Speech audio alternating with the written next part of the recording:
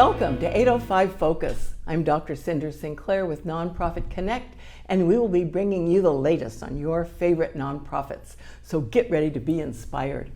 Our special guests today, we have two special guests today, Kathryn Martin and Nir Kabaretti, and they are with the Santa Barbara Symphony. Welcome.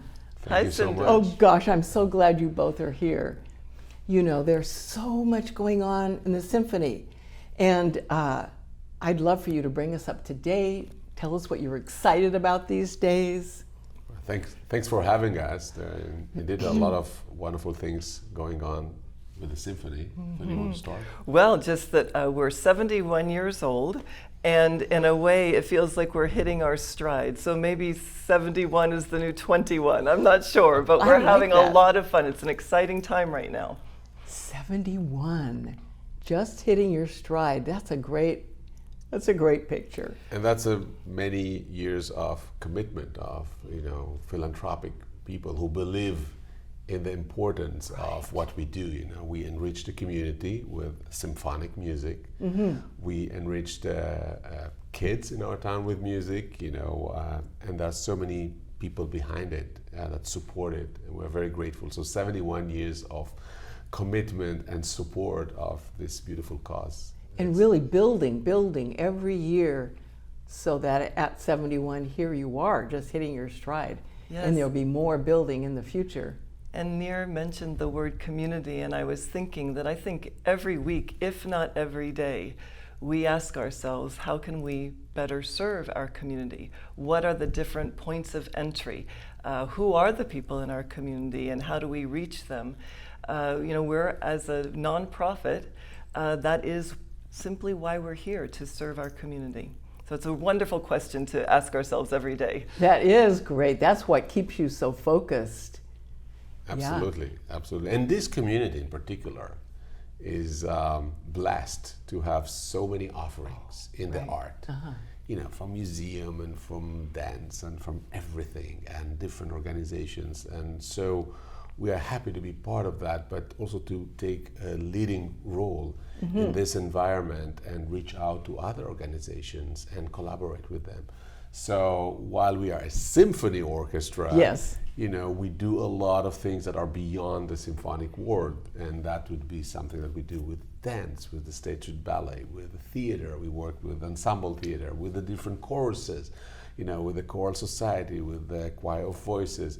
With the Opera Santa Barbara, we see ourselves as a link to put together different art organizations to serve this community the best way possible. That is beautiful, and I see that all the time happening.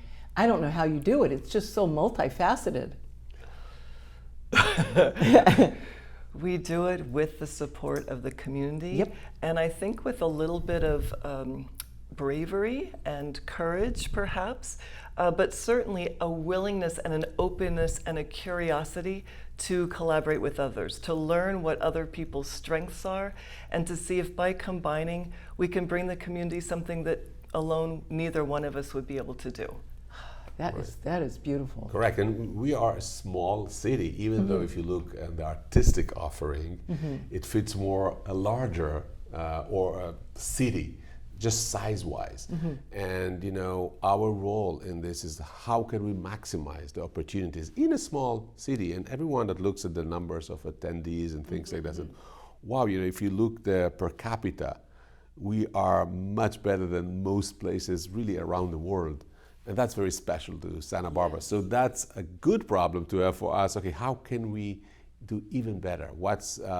How can we, make sure that what we provide is unique and is really designated to this specific and special community? And so welcoming you are. It's like you intentionally ask yourselves, maybe, I'm just guessing, how can we make sure that everybody, regardless of age or experience or anything, feel welcome and drawn to our performances? How do you do that? The symphony is really for everyone. This is maybe not a concept that is seen on the other side, people in other places say, well, I did not grow up on classical music. Well, my grandparents maybe were subscribers of the local symphony, but it's not my thing. And we believe this is totally wrong. The symphony can speak and does speak to everyone with different genres. So we are, I would say, genres fluid. Just recently we played pieces from the Baroque up to rock and roll, from Mendelssohn to Van Morrison, so That's good. we are really serving all kind of musical tastes.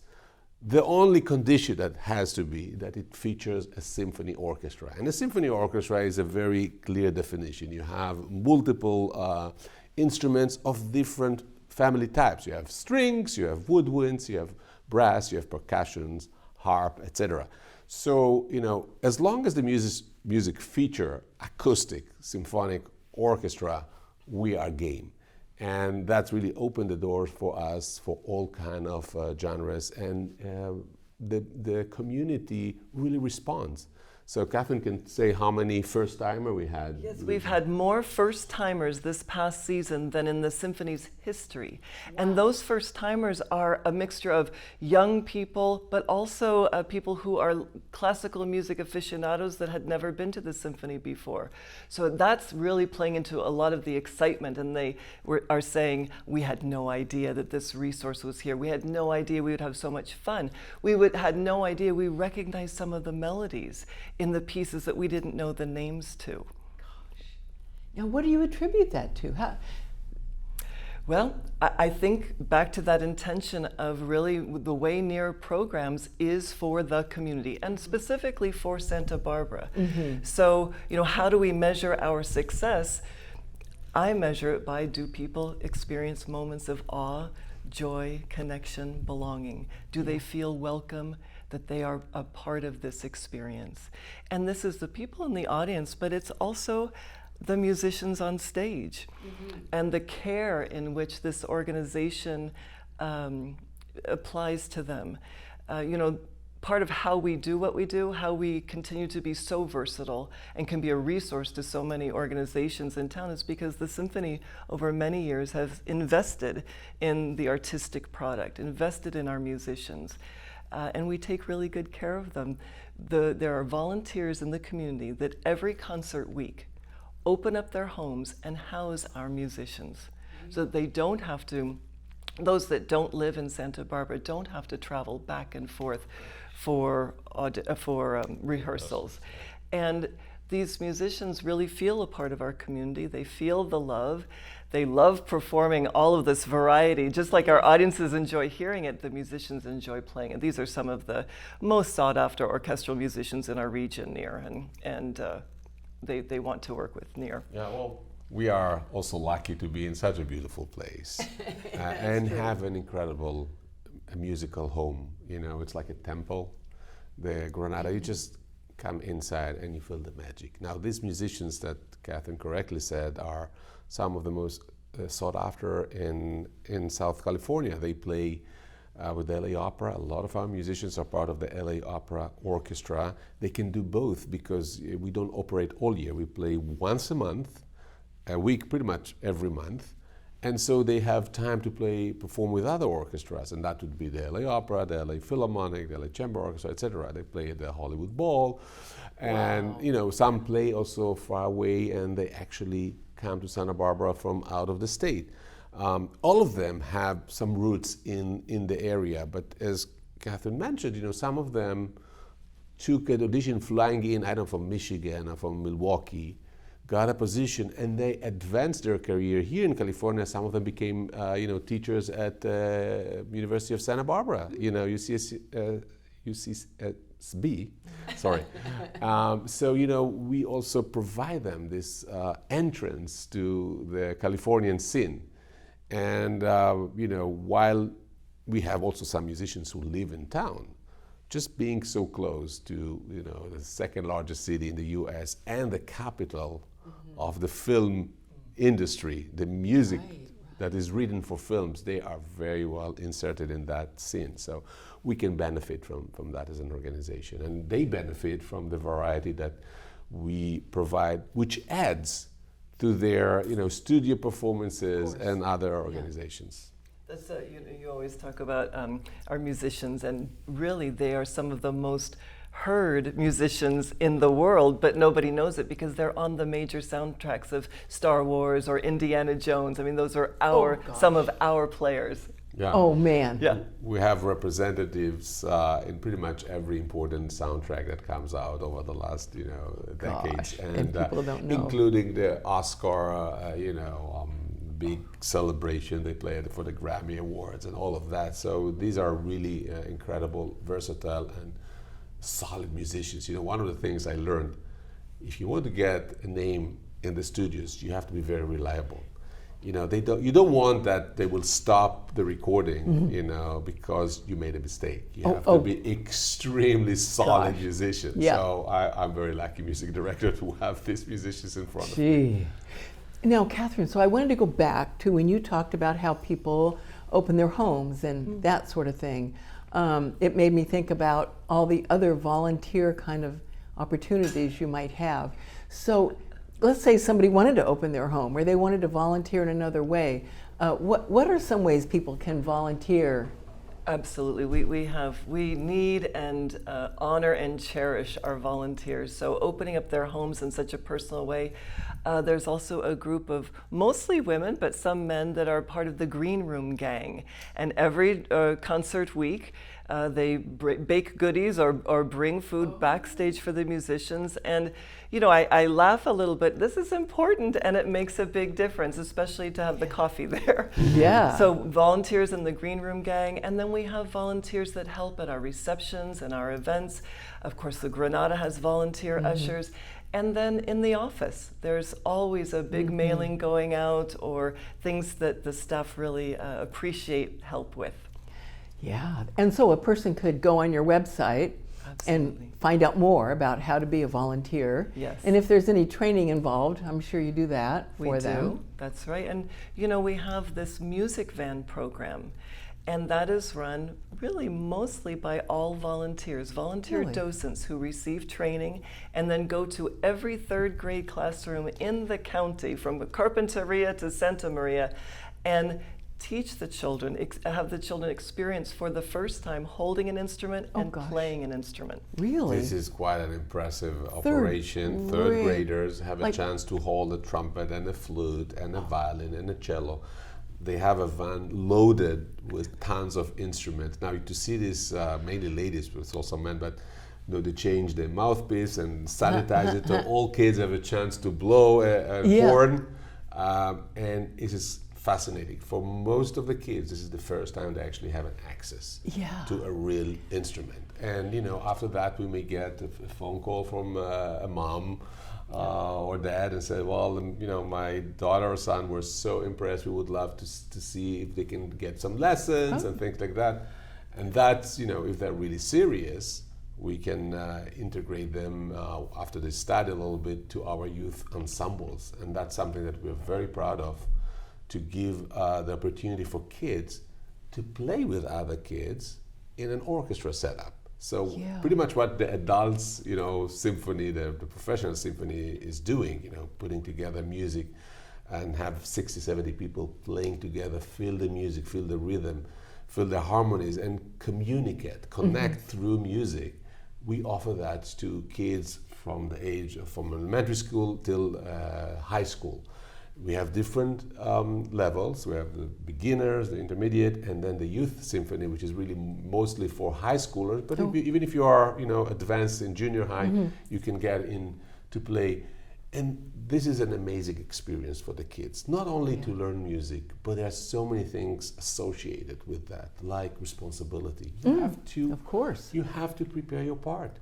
Now, it's not enough that you know your part. You have to mix with the other people, so you don't have to play too loud, too soft, faster, slower than the other, just matching yourself, listening to the other. So there is also leadership opportunities. If you are the first chair and you need to lead, there are some leadership opportunities there, but mainly like growing as a community.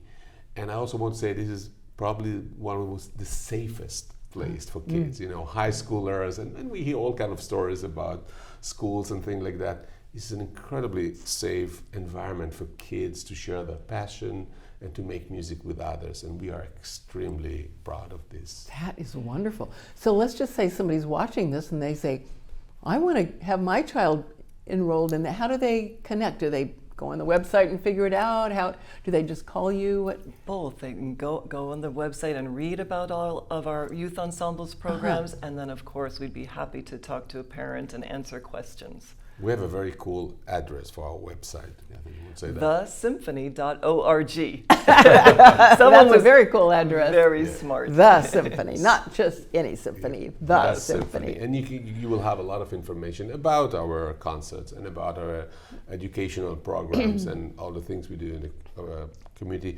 And talking of volunteering, we have an incredible board of directors. They volunteer a lot of their time, but also a lot of their knowledge.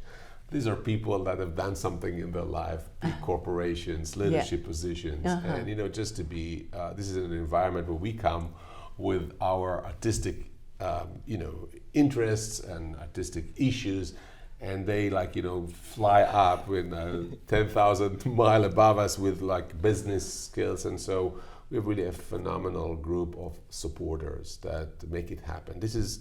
Our budget is very clear, but even though if we sell well and a lot of people come, we still need a huge support of people who believe in that. And Santa Barbara has so many. You can donate to so many causes. Right. But we really appreciate and cherish the people who believe in what we do to strengthen the community through the musical experience. And so, speaking of donating. So you're a 501c3 nonprofit, so a person, while they're on your website, could hit that Donate Now button and make a tax-deductible donation.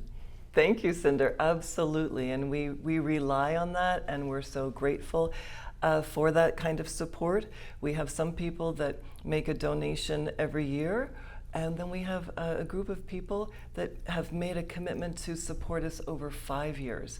And this has been wonderful for us because now we have that foundational base of support that's predictable. It allows Nir and I to dream and to plan for the future.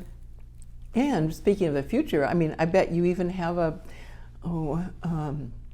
planned giving program, so that a person can add the symphony to their estate. We do. Very special people who let us know that they have included the symphony in their estate plans, and those gifts can be really transformational and help us with sustainability, which is what we all want to be here forever.